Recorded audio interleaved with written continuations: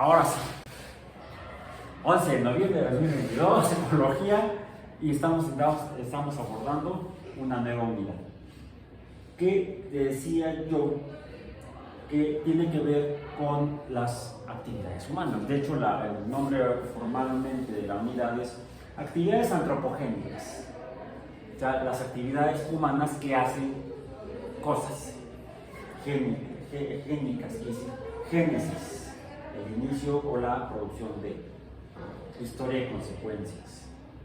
Hay un documento en el CIPI que el archivo se llama huellaecol.pdf. De esta unidad tenemos varios incisos. El primero es que es el de hoy: el medio ambiente como proveedor de alimentos, salud y energéticos. Mencionaba yo que la cinematografía, el cine, no es una industria, que las industrias son aquellas actividades humanas que transforman a la naturaleza, que cuando una productora, un productor de cine quiere hacer una película, quiere filmar una película, pues no está llevando a cabo actividades industriales estrictamente, aunque sí necesite la colaboración de alguna empresa industrial que lleve a cabo una actividad industrial, como construir un set cinematográfico. Les decía yo que cuando se hizo la película de Titanic, una parte se filmó en México, me parece que en Ensenada, donde se construyó una albercota donde se puso el barco para las escenas del hundimiento, donde se hacían los close-ups de los actores que se caen al agua y se estaban ahogando, estaban nadando, estaban los botes. Pero se filmó en una gran piscina que se construyó, me parece que cerca de Ensenada. Entonces, sí, eso fue una actividad industrial que modificó algún lugar cerca de Ensenada. Pero en sí, una producción cinematográfica no es una actividad industrial. Las actividades industriales son entonces aquellas que modifican el entorno natural. El documento que les mencioné, que está en el CIPI, en el sitio web, huellaecol.pdf, se titula formalmente El ambiente proveedor de recursos. Y nuestro tema es la huella ecológica.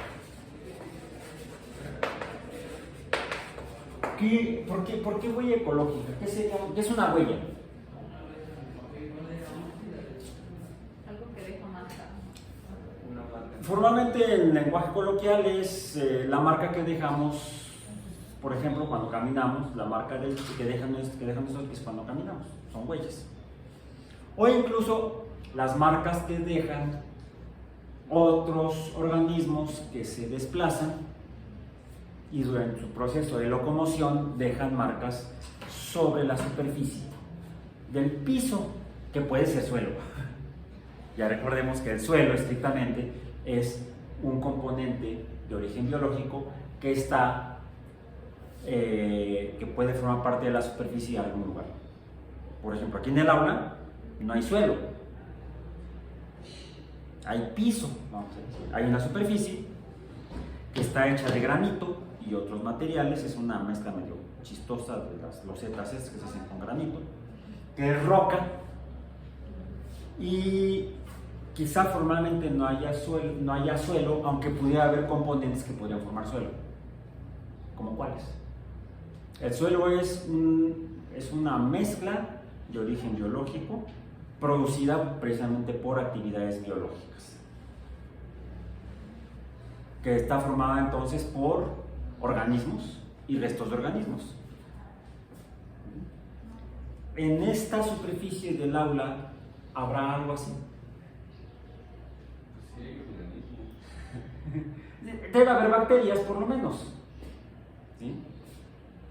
Por eso es que cuando nos cae algún alimento no es lo más apropiado recogerlo y comérselo. Alguien dicen que hay la regla de los 3 segundos, ¿no? O diría la abuelita, no lo recojas porque ya lo chupó el diablo. Era un chiste muy viejo, era Pepito, y iba con su abuelita y se le cayó la paleta a Pepito y la quiere recoger y la abuelita le dice, no la recojas porque ya la chupó el diablo. Y va con su abuelita se tropieza, se cae, dice, ay Pepito, ayúdame, ayúdame a levantarme, no porque ya te chupó el diablo. Okay. Ay, no es que nos chupe el diablo, es que entramos en contacto con, por ejemplo, con bacterias que podrían ser patógenas. Aún así, podemos recoger el alimento, llevar a cabo acciones sanitarias, lavarlo, si es factible, hay algunos que no se pueden recoger y lavar, y entonces se puede volver a ser un alimento ingerible, se puede ingerir. Sobre todo cuando es lo único que uno trae y está uno lejos o no de dinero, o en fin. Hay baños aquí en la universidad y hay jabón, entonces podemos lavar las cosas. Pero ¿dónde inicia el dispensador? Te vas a otro baño, afortunadamente hay varios baños. Algunos tendrán dispensador y con jabón y que funcione. Hace rato que pasé yo al sanitario precisamente a lavarme las manos antes de venir. Me acordé que en México son un problema los sanitarios. Y no importa si son públicos o privados, en sitios públicos y privados donde acuda gente, dicen, no, es que en sitios públicos, en las escuelas, los baños siempre están sucios. Pues en lugares privados también, y hasta en restaurantes muy elegantes, también luego los baños son infames. Hay por ahí algunas cadenas de restaurantes que se caracterizan por casi siempre tener los baños muy bien cuidados, los sanitarios. ¿Sí? Y es una cadena mexicana, de origen mexicano, y hay por ahí también algunas que son franquicias extranjeras que se han instalado en el país, que también una característica que tienen es casi siempre sus sanitarios están en condiciones higiénicas. Hay otros que también son de marcas muy famosas y que también son infames.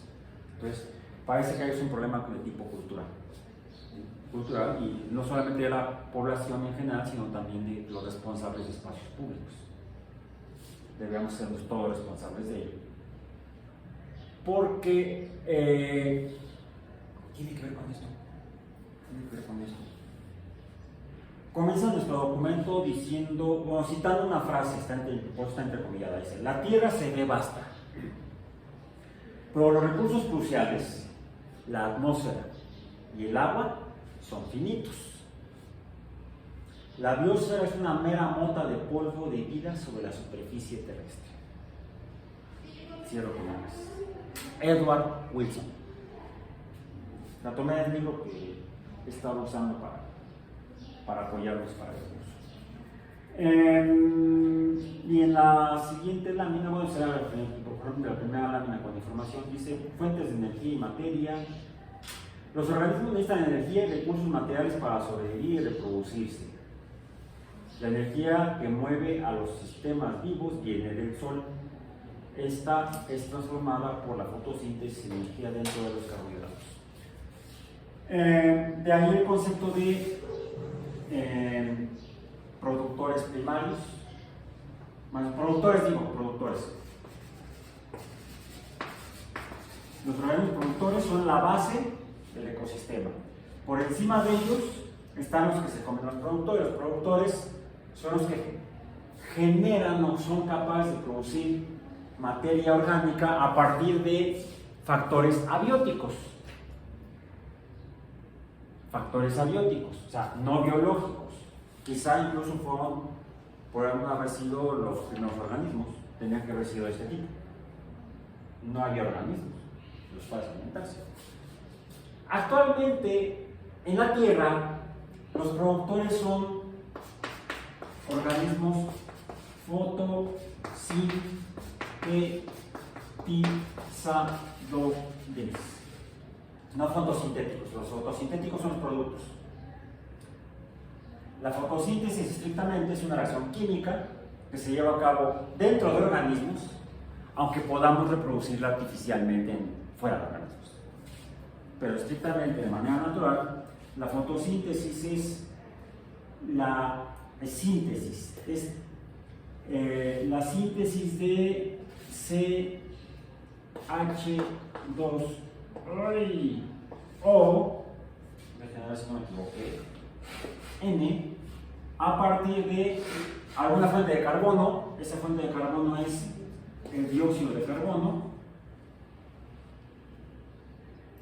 y agua.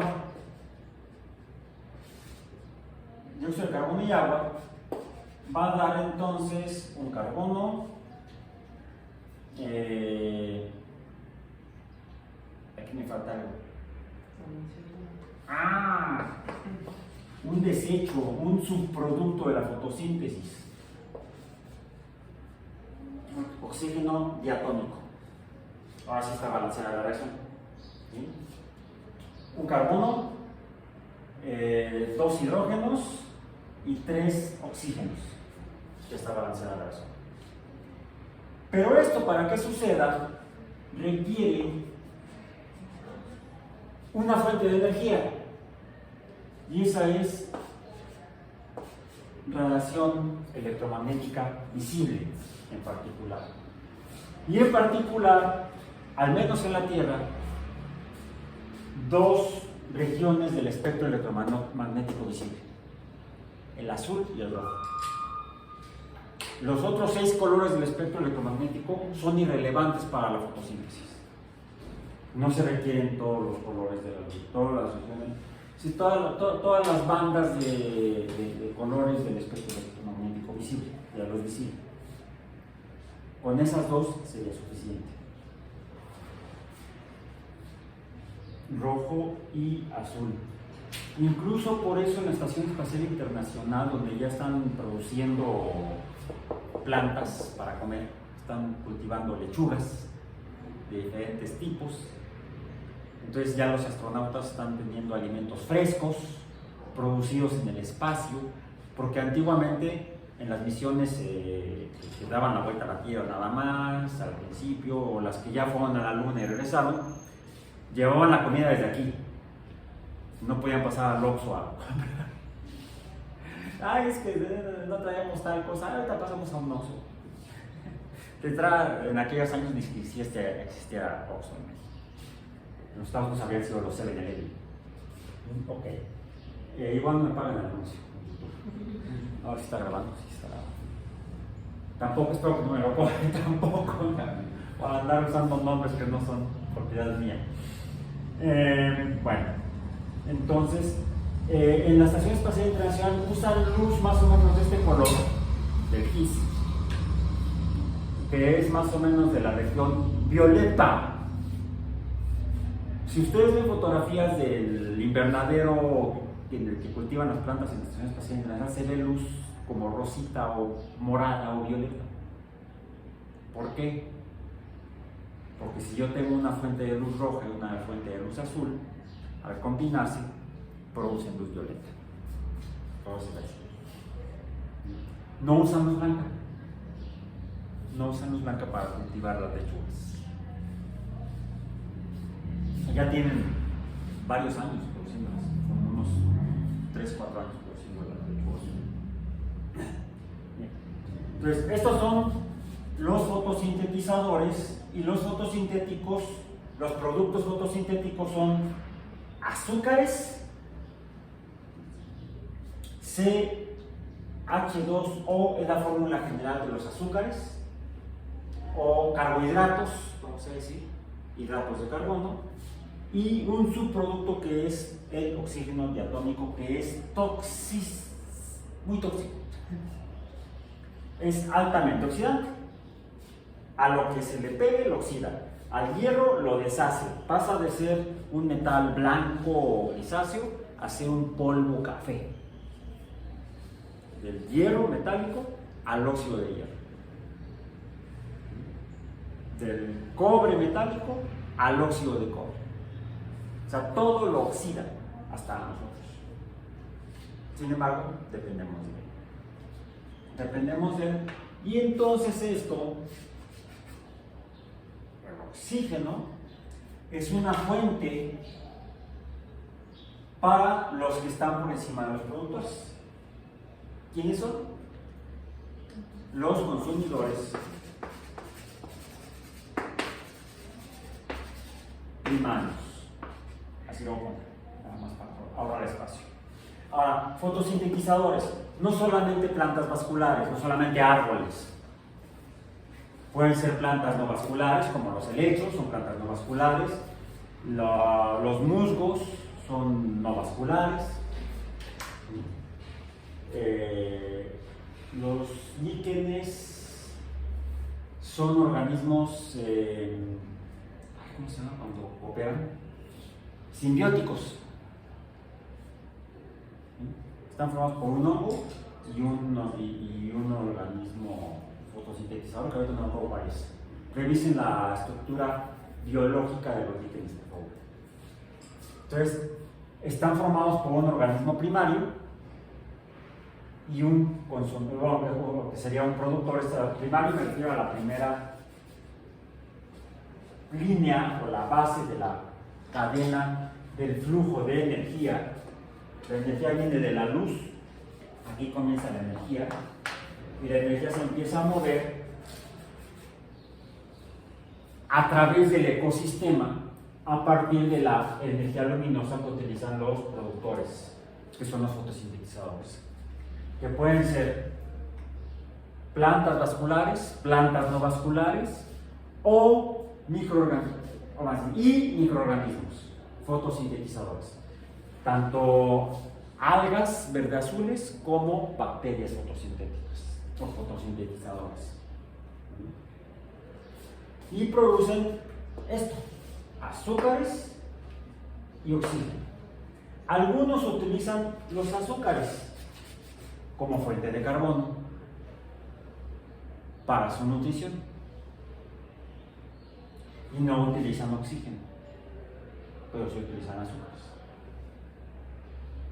Por ejemplo, los organismos que en su proceso metabólico, que ya no es la fotosíntesis, sino que es la respiración,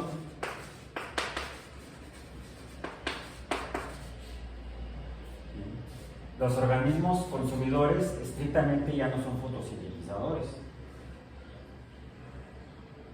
Tendrán que ser entonces respiradores. La respiración es una reacción de oxidación. La fotosíntesis es una reacción químicamente de al carbono del dióxido de carbono se le está pegando hidrógeno y está perdiendo oxígenos. Pasa de tener 2 oxígenos a tener nada más 1. Entonces no se está oxidando, se está reduciendo. La fotosíntesis es una reacción de reducción. Y ese proceso químico de reducción les permite tomar la energía de los enlaces químicos que se están rompiendo, aunque se estén formando, para formar nuevos enlaces químicos, que son los de los azúcares. Y entonces las plantas pueden crecer. Tienen materia orgánica que los está construyendo. Los consumidores respiran porque lo que usan es estos compuestos químicos que tienen carbono para obtener la energía a través de romperle los enlaces para formar nuevas moléculas, usando la energía de la ruptura de los enlaces. Para romper los enlaces pueden hacerlo de 2 maneras. Pueden hacerlo por fermentación,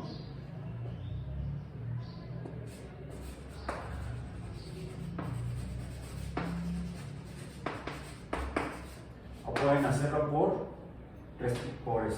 por respiración aeróbica o similar. ¿Por qué digo similar? Se requiere un oxidante fuerte como el oxígeno. ¿Y otro elemento químico parecido al oxígeno cuál es? Saquen su tabla periódica. No, de la familia del oxígeno. Por debajo del oxígeno, ¿cuál está en la tabla periódica? Abajo del carbono está el silicio. Abajo del nitrógeno está el fósforo. Abajo del oxígeno está el azufre. Hay bacterias que utilizan azufre como oxidante para su metabolismo. para su respiración.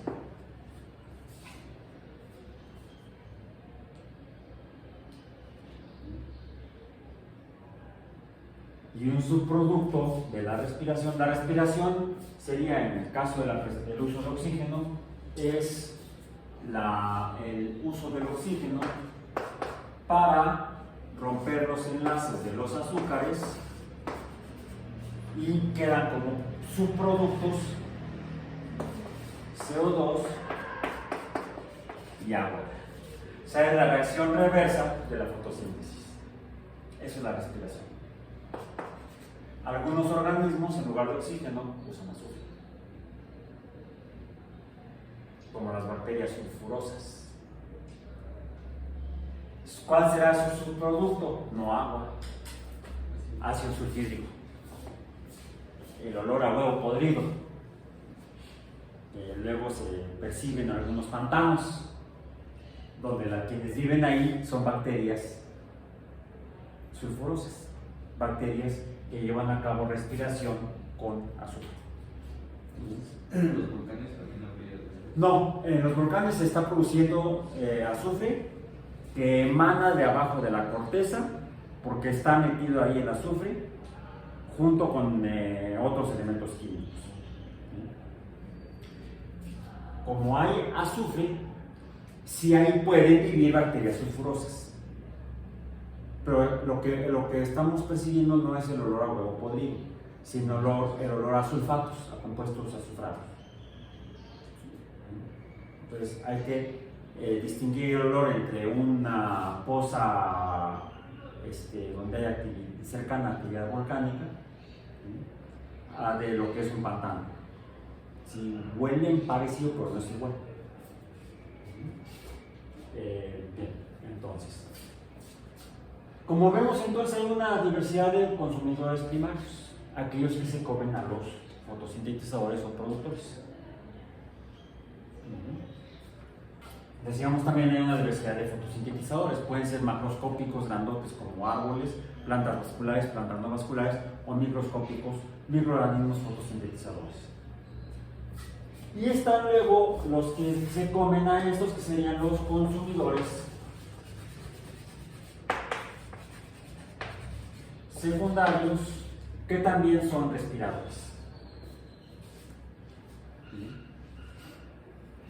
Lo que varía es que no se comen a los productores o no de manera estricta. Quizás sean fuente complementaria de nutrientes, no tanto como fuente de carbono, sino como fuente de otros elementos químicos como nitrógeno, o como fósforo, o como azufre, etc.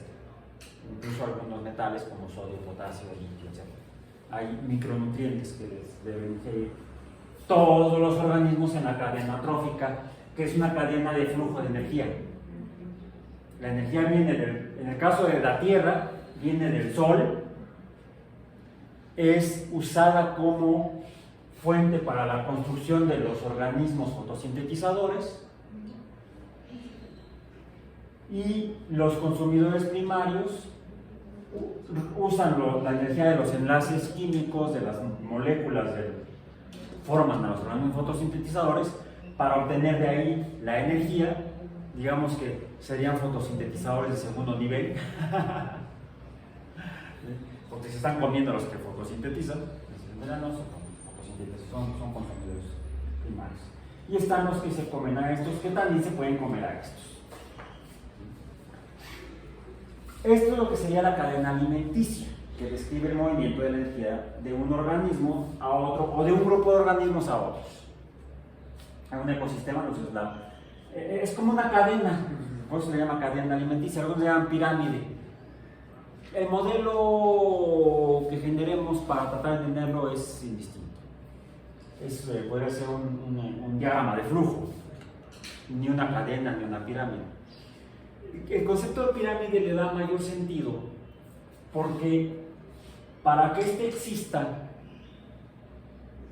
se requiere, para que éste se forme, requiere ciertas concentraciones, al menos mínimas, de reactivos para obtener los productos. Entonces, para obtener un poquito de esto se requiere más acá. Y para obtener esto se requiere más acá. Por eso es que se suele representar como una pirámide donde la base es muy grande y la cúspide es pequeña. ¿Qué sucede si se reducen los organismos que forman la base? Pues que la pirámide se empieza a tambalear, incluso puede colapsar. Eso es lo que puede llevar a ecosistemas a entrar en crisis, transformarse y quizás hasta desaparecer, destruirse. Cuando alguno de los componentes de la inferiores de la pirámide está ausente o disminuye su cantidad, su concentración, no la cantidad sino la concentración o densidad. Lo interesante es que finalmente los consumidores primarios, habría aquí otros que serían los consumidores terciarios, que son los que se comen a todos, incluso a ellos mismos, que serían los que se comen lo que queda de estos una vez que se mueren. No solamente hongos, los saprófitos, los los que comen detritos, restos. Que es una especie como de... Una vez que se forman organismos a partir de una fuente primaria de energía, podría quizá desaparecer esta fuente primaria de energía y a partir de un proceso donde estos regresan materia y energía acá, se entra en un ciclo que mantiene al ecosistema vivo, funcionando. Como puede ser, por ejemplo, los que ocurre donde no hay luz, en cuevas, en el subsuelo, o en las profundidades oceánicas, o incluso debajo del lecho, debajo del lecho de hielo en las zonas árticas, sobre todo en el Antártico, donde se han formado capas de hielo muy grandes que impiden el paso de luz hasta abajo y se ha encontrado vida por debajo de esas capas de hielo. Podríamos suponer que no se requiere esto, pero para el inicio de la vida en la Tierra quizás sí se requiere. Habría una alternativa a la fuente de energía luminosa del Sol, que es una estrella, lo cual podríamos suponer que ocurre en cualquier estrella. Podría llegar a ocurrir en cualquier estrella donde hubiera planetas. La luz que le llega a ese planeta de la estrella correspondiente, pues sería el motor que daría lugar en condiciones adecuadas a la formación de ecosistemas, de vida y entonces, por tanto, ecosistemas. Pero hay otras fuentes de energía que no, de energía electromagnética que no corresponde a la luz visible, que podría empujar esto, no a través de fotosíntesis, sino de otro tipo de reacciones, que sería, por ejemplo, lo que podría suceder planetas, llega a suceder, bueno, al menos existe el modelo, existe la hipótesis de que puede haber planetas no alrededor de estrellas, planetas que se han empezado a formar alrededor de estrellas y que por fenómenos astronómicos hayan sido expulsados de la región donde se formaron, y entonces cuando se enfrían, pues ya no están cerca de la estrella. Se les llama planetas vagantes. No se ha identificado ninguno hasta la fecha, pero hay hipótesis de que podría haber. Es posible, dado la mecánica celeste. Y se hipotetiza que podría haber formas de vida, porque, al menos el caso incluso en la Tierra, que el centro de la Tierra no solamente está caliente por la gran presión, sino porque hay también elementos grandes, grandotes, de los más grandotes, de los más pesados. De los más pesados en la tabla periódica, ¿cuáles son? El radio, el uranio, los cuales son grandotes, tienen muchos protones, muchos neutrones, y los neutrones se les caen, van por la vida tirando neutrones. Y eso genera la emisión de energía, le llamamos la energía de radiación o radioactiva o radioactividad, que produce además calor. Y el calor es una fuente de energía de este tipo, electromagnética, es luz invisible, infrarrojo. Finalmente es una fuente de energía que podría empujar a la formación de seres vivos y entonces la evolución de ecosistemas. No a partir de fotosíntesis. Pero bueno, eso es un ejercicio mental que exploraríamos con mayor detalle en el curso de astrobiología, que no es este. Este es nuestro curso de ecología. Entonces los invito para cuando exista, se imparte el curso de ecología, de astrobiología, de introducción a la astrobiología se llama aquí, pues están invitados a integrarse a él, aunque no se pueden inscribir porque tendría que ser optativa de ustedes. No sé si tengan optativas en sus licenciaturas, optativas distintas a la de ecología, porque esta tiene una clave propia. ¿Sí?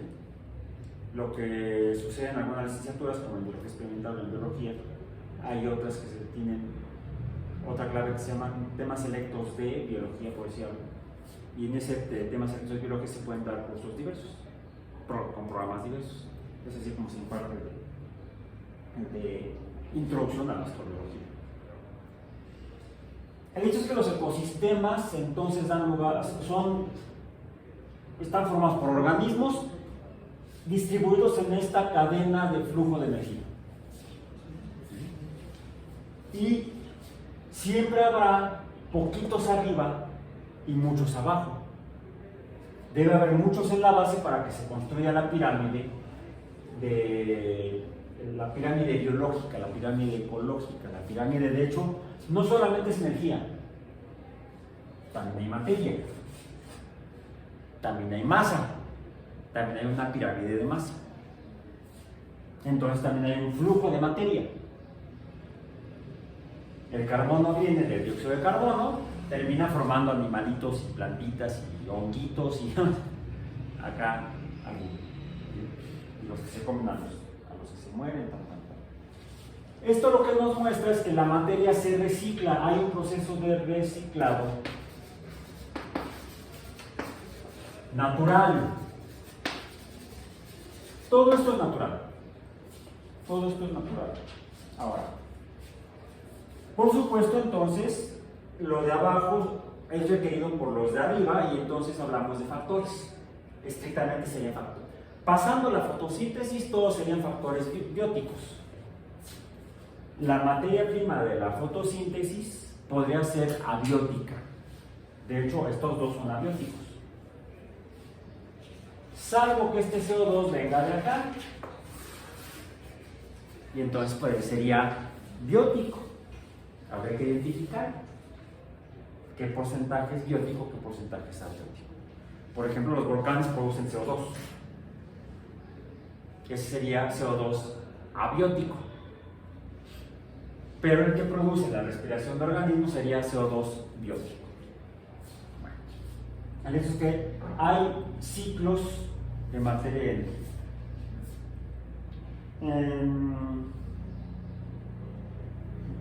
estos son factores. Pero aparecemos los humanos, que usamos los factores bióticos y abióticos y entonces ya no son factores, hablamos de recursos. Y cuando los humanos empiezan a usar los recursos bióticos y los abióticos, pues empezamos a tomarlos. Y aquí entonces empiezan a disminuir la cantidad de ítems, vamos a decir, cosas bióticas y cosas abióticas, y queda el hueco, queda la marca, queda la huella. Sí, mencionamos que una huella en términos coloquiales es la marca que dejamos al caminar sobre la superficie, que puede ser suelo o no suelo, ya lo mencionamos, y también, por supuesto, otros organismos. Podemos ver ahí huellas de perros, huellas de gatos, huellas de aves, ahora que vayan en camino puede ser aquí mismo en la universidad o si no en camino a su casa, busquen si van por lugares donde haya, sobre todo donde hay tierra suelta, donde no hay vegetación, y traten de fijarse si identifican algún tipo de huella animal típicamente. Si uno tiene detenimiento y no tiene nada que hacer, se puede acercar e incluso puede llegar a encontrar huellas de organismos más pequeños como invertebrados, insectos, arácnidos. Se alcanzan a ver cómo queda la marca de que por ahí pasó un caballo con las patas al revés, decía una frase. Por ahí pasó algún organismo que se desplaza, y dependiendo de sus mecanismos de locomoción es el tipo de huella que deja, e incluso podemos identificarlos. Y como en las películas, los exploradores van siguiendo a las presas, por ejemplo, cuando necesitan comer, necesitan cazar algo, van buscando al alimento, siguiendo las huellas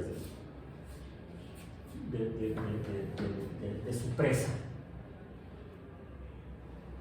Es una actividad muy humana, la identificación y búsqueda de huellas. Es así como cuando éramos principalmente cazadores, más que recolectores, buscábamos a las presas, porque de entrada no las vemos, quizá las podamos escuchar.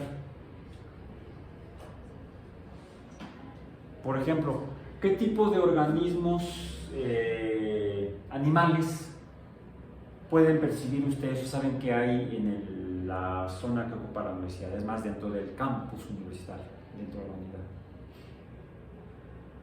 Tuzas, perros. ¿Los han visto? A los perros sí. ¿A las tuzas? Sí. No. ¿Sí? ¿O topos? ¿Sí los han visto? ¿Sí? ¿Dónde? En actividades deportivas donde andábamos allá el otro. También vimos cochinillas, vimos hormigas, arañas. ¿Sí?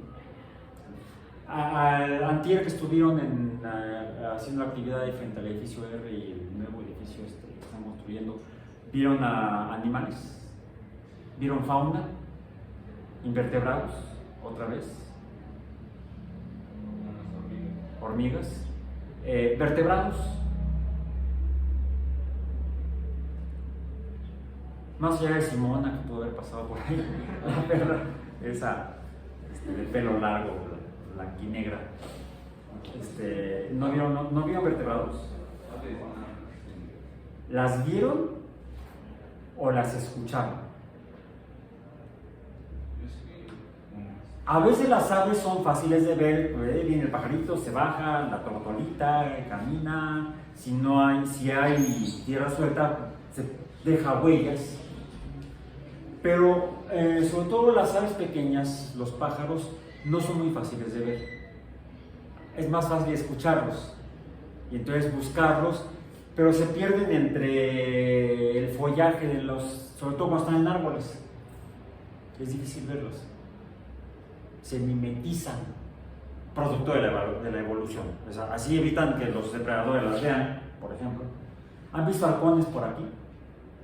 ¿Cómo? Halcones. Yo sí. Pasan, también cazan y los van. Ah, también había cotorros. Ah, sí. Esa es una especie invasiva. Las cotorras que vemos aquí de hecho son periquitos australianos. Son aves que se importaron al continente americano porque son bonitas. Y en algunos lugares se han convertido en plagas. Han desplazado a especies nativas. Por eso son especies invasivas. Yo tampoco no sé ver mucho. Bueno, ¿por qué? Recordemos la obra que mencionamos de Rachel Carson, de Silent Spring. La mencionamos. Ella lo que describió en su obra Primavera Silenciosa fue precisamente el hecho de que ella notó en los bosques de Norteamérica a mediados del siglo pasado una disminución en las poblaciones de aves. Y lo notó porque efectivamente ya no se iban tantos trinar de pájaros al iniciar la primavera. ¿Por qué? Algo estábamos haciendo los humanos, no tanto por el uso de recursos bióticos o abióticos, sino por la incorporación de sustancias nuevas, no existentes en la naturaleza previamente, no esas en particular. Podría haber en la naturaleza, producto de la evolución, sustancias que tuvieran, sustancias naturales producidas por organismos. Cuando las usamos los humanos llamamos productos naturales. Los productos naturales serían recursos bióticos.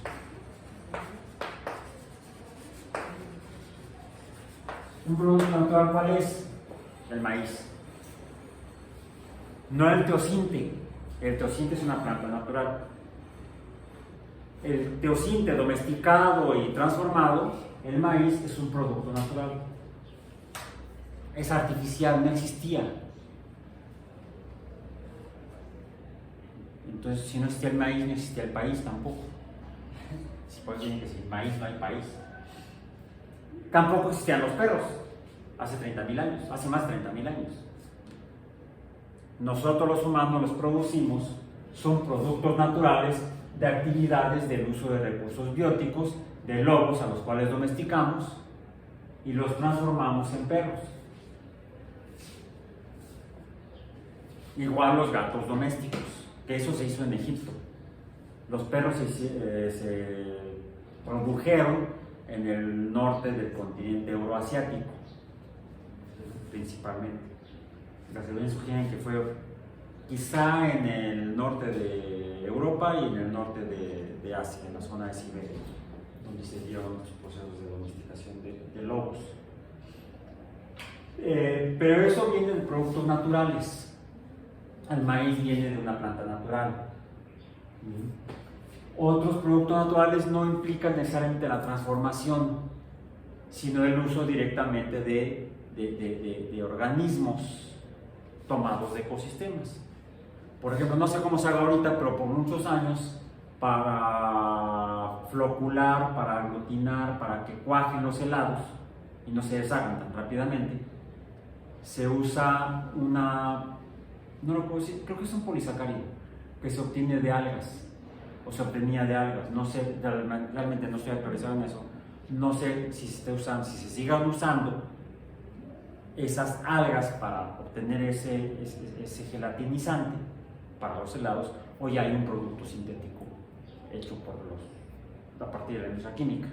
La verdad no lo sé, averígüenlo. No hay aquí ingenieros en alimentos, ¿verdad? Pero luego los ingenieros bioquímicos trabajan en la industria alimenticia. Le vuelven la chamba a sus compañeros de alimentos. Esos también son productos naturales y no por domesticación. Se toman de la naturaleza y se usan. Se convierten entonces en factores bióticos, productos naturales.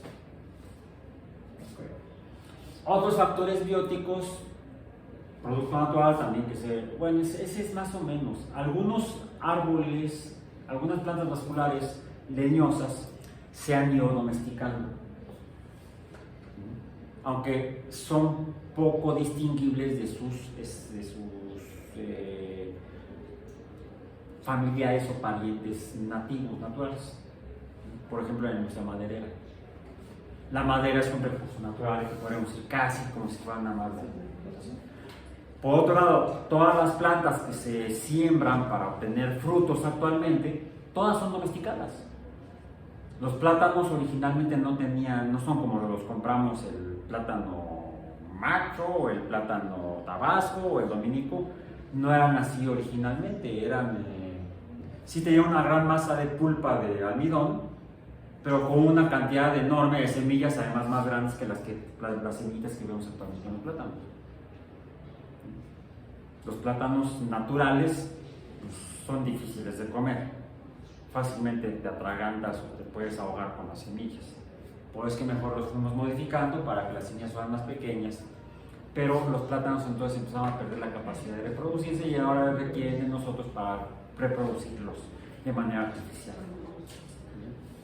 Entonces hemos ido transformando la naturaleza para generar productos naturales. Y eso entonces se nota.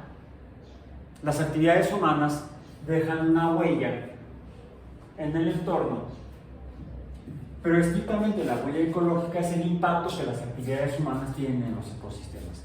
Puede ser por la toma de materiales, de recursos bióticos, tomamos organismos, o de recursos abióticos, tomamos roca.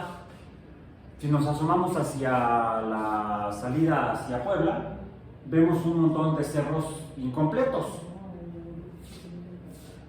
¿Por qué? Porque tomamos lo que forma los cerros, que son de origen volcánico, no son cerros, algunos de hecho eran volcanes, y usamos lo que quedó de volcanes, que afortunadamente ya no están activos, el material que salió del subsuelo y formó el edificio volcánico. Y los usamos para producir cemento o para usar esa roca o piedra o arcilla roja, no el tezontle, para diferentes fines.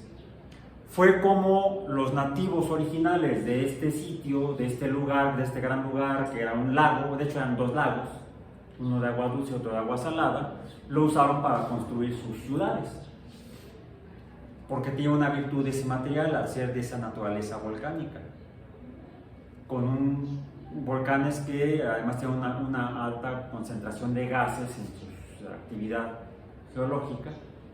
La roca fundida contenía mucho gas y al enfriarse se formaban burbujas dentro de la roca fundida. Al enfriarse esas burbujas ahí se quedaban, por eso hay rocas volcánicas que son muy porosas, porque tienen mucho gas cuando se enfriaron. Y entonces pueden ocupar un gran volumen, pero la cantidad de materia sólida es menor, y entonces son rocas de baja densidad. Incluso a veces, si las arrojamos al agua, no se hunden, flotan. La piedra pómez, que la venden en los mercados para que la gente se talle cuando se baña, yo no lo hago porque me quedo sin piel. Se lo usa para los callos y no sé.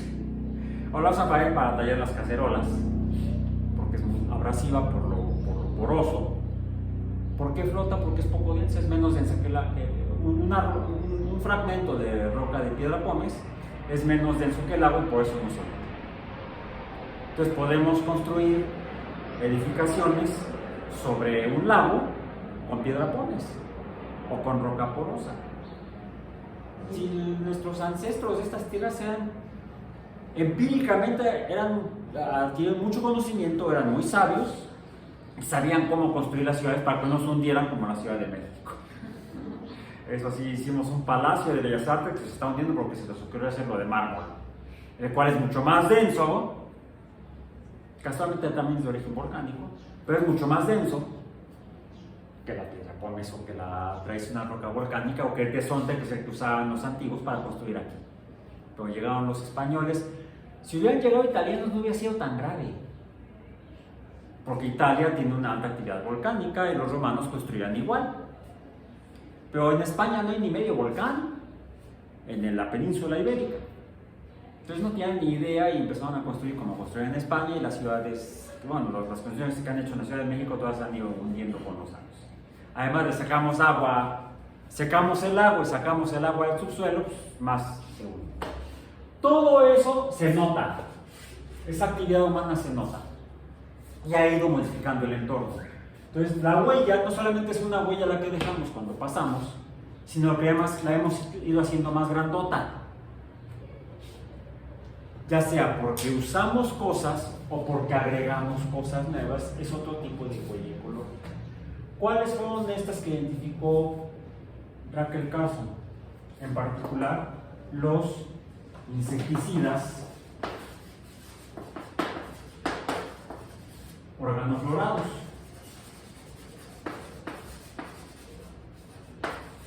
El más 2 años el dicloro, difenil, dicloroetano. Dicloro, difenil, dicloroetano. Que si mata cucarachas, que no matará. Estos, por un lado, actuaban como asesinos de insectos y también de personas, porque interfieren con el funcionamiento de las células del sistema nervioso. Dañan directamente a las células del sistema nervioso y por eso se mueren. Cesa la actividad nerviosa, de la cual depende la función del organismo. Curiosamente, algunos organismos, producto de la evolución, llegaron a producir sustancias, por ejemplo plantas, generaban sustancias, compuestos químicos naturales, orgánicos, producto de mutaciones, que afectaban el funcionamiento de insectos que se comen a las plantas. Y entonces la planta no se la comía el insecto y entonces la planta sobrevivía, se reproducía y las plantas de la progenie pues tenían la capacidad de producir ese tipo de sustancia que la protegía del insecto que se la comía originalmente. Es una especie de guerra química evolutiva que a través de estas mutaciones en la evolución llegó a producir de manera natural en algunos, no solamente en plantas, sino también en otros organismos, sustancias que dañan a otros organismos, a los depredadores de esos organismos. Habría entonces sustancias naturales con actividad insecticida o aracnicida o algocida, algo matar. Y si no mataban, hacían sentir mal al depredador. Por ejemplo, quizá no fuera porque la presa inicialmente del depredador produjera la sustancia dañina o tóxica. Por cierto, la toxicidad es un concepto químico-biológico que se define como tóxico. La toxicidad es una propiedad de cualquier sustancia que produce un efecto nocivo en el metabolismo de algún organismo. Es un tóxico. Y depende de la concentración de la sustancia que entra al organismo, que se perturba. Entonces, si entra poca cantidad y es entonces poca la concentración de la sustancia en el organismo que la ingirió, a lo mejor no le pasa nada, ni se afecta su metabolismo, va contento por la vida. Pero si aumenta la concentración porque lo sigue ingiriendo, se puede perturbar su funcionamiento y entonces se dice que tiene un efecto tóxico. Depende entonces de la concentración. A esto le llamamos la dosis tóxica. Se mide experimentalmente y de ahí surge el concepto de 50. Dosis tóxica 50, viene del inglés. Toxic dosis 50, que se refiere a, se hace un experimento con muchos organismos, 100 digamos, y la concentración con la cual el 50% de los organismos presentan el efecto tóxico, se dice que es la dosis tóxica 50 de esa sustancia en esos organismos. La cantidad, la concentración o dosis que produce el efecto dañino puede variar de organismo a organismo. Y por supuesto varía de sustancia a sustancia. En términos generales, cualquier sustancia química puede tener un efecto tóxico en cualquier organismo. Todo es tóxico, hasta el agua es tóxica. Lo que varía es cuánto se requiere para llegar a esta dosis. Ahora, eso es cuando modifica el metabolismo, la homeostasis y digamos el organismo se ve como si estuviera enfermo, no se muere.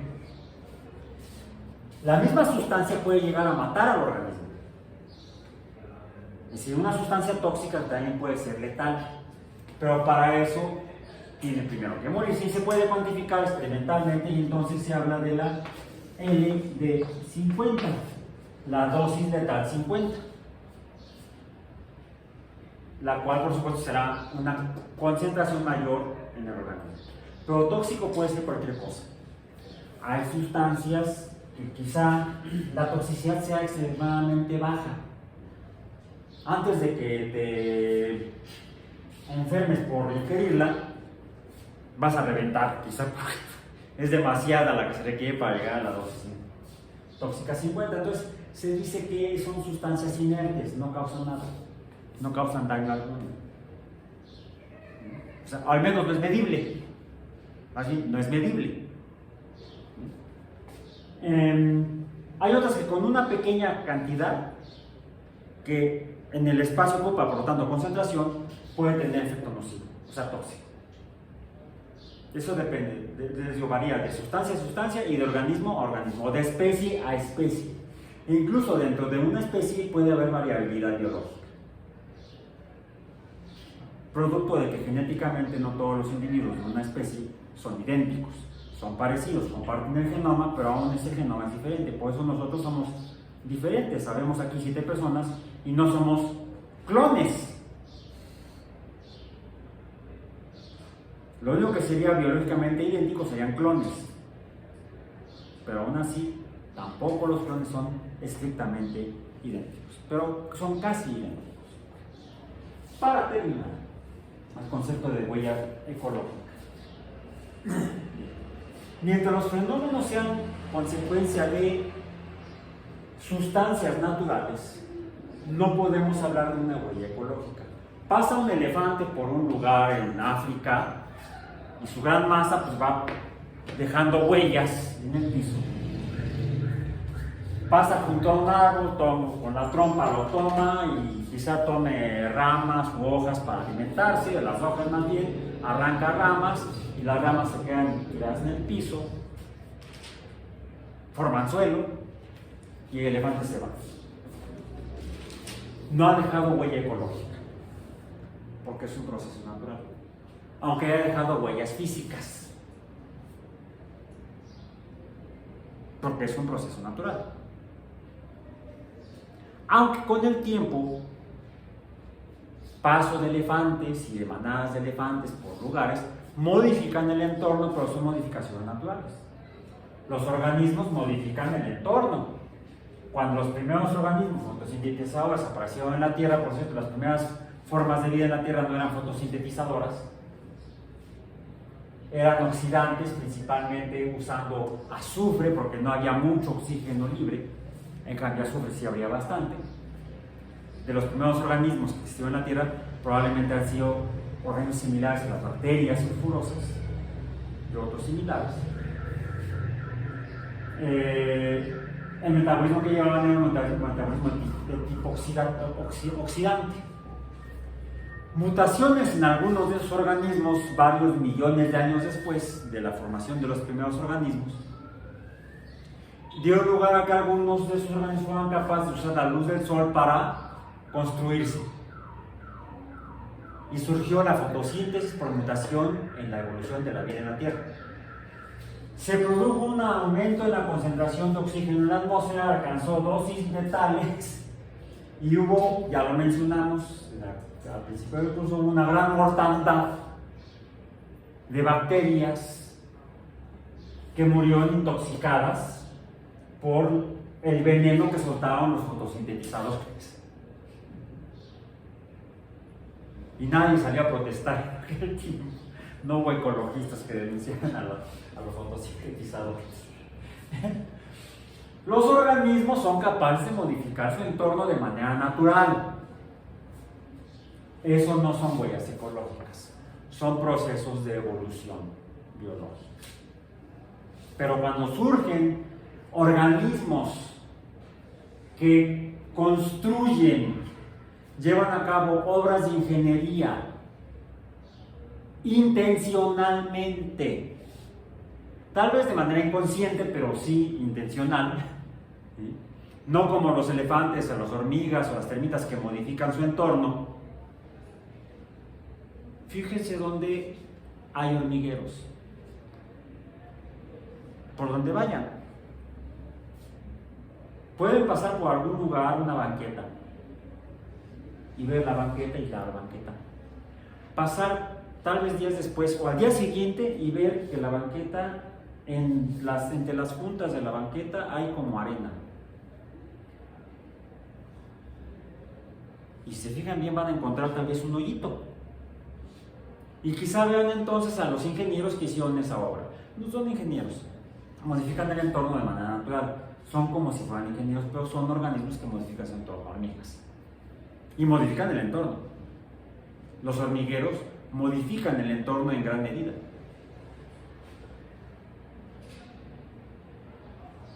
Los organismos modifican el entorno, pero entonces no dejan una huella ecológica. La huella ecológica se refiere a aquellas modificaciones en el entorno que producen organismos que lo modifican intencionalmente, no por instinto. Las hormigas lo hacen por instinto, las termitas lo hacen por instinto, los corales quizás sin instinto, simplemente van creciendo y van modificando el entorno, van construyendo los grandes arrecifes y barreras de coral, pero no es intencional, no hay una intención de obtener un beneficio para la especie. Parece que no solamente lo hicimos los Homo sapiens, parece que también lo hicieron al menos los Neandertal. Ya los Neandertal y quizá otras especies de homínidos empezamos a dejar huella ecológica en la Tierra. Quizá la huella duraba poco y a través de los procesos de reciclado y procesos incluso temperales, es decir, meteorológicos, el ecosistema se restauraba parcialmente o totalmente, una vez que pasaban los homínidos, porque eran nómadas, no se establecían. La huella ecológica se hizo más evidente cuando ya el Homo sapiens se estableció de manera sedentaria para construir pueblos y ciudades. Y la principal huella se observa en el lugar donde se construye y va creciendo alrededor. O al menos así era hasta hace algunos pocos cientos o decenas de años, cuando nuestra huella ecológica se extiende mucho más allá. Hoy en día,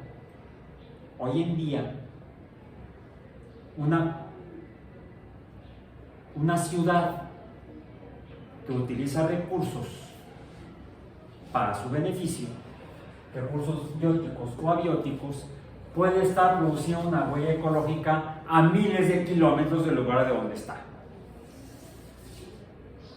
Por ejemplo, Calica. ¿Han oído hablar del caso de Calica en México? ¿Qué no ven la mañanera?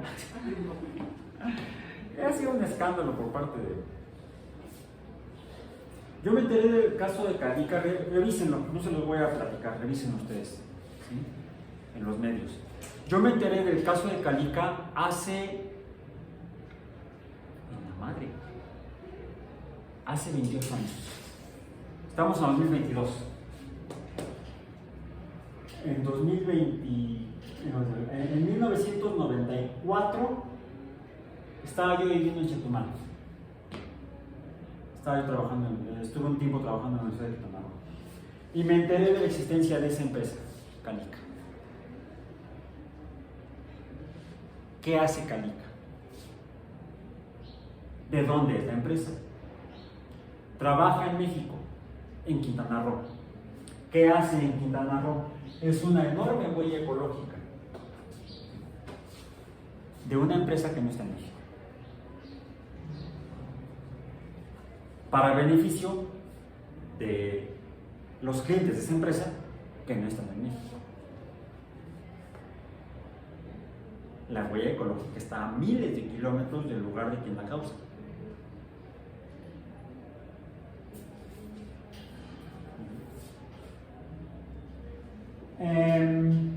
Terminen de revisar el documento. La última página es un documento relativamente corto, son 6 páginas, 6 láminas. La última tiene 3 párrafos y voy a cerrar con ellos. El uso humano de la tierra y los recursos ha llevado a la reducción de la biodiversidad y la extinción de los ecosistemas naturales. A pesar del éxito ante los factores limitantes mediante la tecnología, la Tierra puede tener una capacidad límite a la que podemos estar acercándonos. Esa capacidad límite sería lo que llamaríamos resiliencia. La resiliencia es la capacidad de algo para regresar a su estado original. Estos fenómenos cíclicos naturales serían la forma en la que funcionaría la resiliencia a nivel ecológico. Los sistemas ecológicos regresan más o menos al sistema, a su estado previo, después de que pasó el elefante, pero a lo largo del tiempo se va modificando. En realidad, más que un ciclo, los procesos ecológicos naturales no serían ciclos, sino quizás serían más bien espirales, porque avanzan en el tiempo en una dirección. De hecho, la dirección está marcada por T delta S. Pero esta T delta S es natural. El problema de la huella ecológica es que en este sentido estamos hablando de esta que es la humana.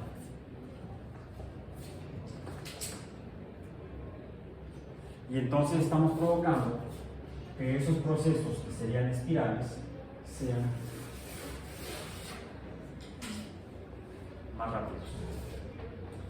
Y se vence la capacidad de resiliencia de los ecosistemas. Es más difícil, o quizá estemos llegando al límite en el cual sea imposible que los ecosistemas se recuperen a través de sus procesos naturales. Y entonces quizá debamos tomar en cuenta que se requerirá, tal vez, si queremos seguir aquí con nuestros descendientes, llevar a cabo acciones que mitiguen esto. No lo podemos evitar porque es natural, pero podemos aletargarlo, hacerlo más lento, porque lo hemos ido acelerando. Nuestra huella ecológica de expansión, la cantidad de tierras y de aguas que usamos como recursos para producir, consumir y disponer, es ilimitable. No podemos evitarla, es natural, pero sí podemos reducirla. Lo primero es tomar conciencia de que lo hacemos y ya como profesionales ustedes actuar en consecuencia en el ámbito en el que se desempeñan. Y con eso terminamos el día de hoy.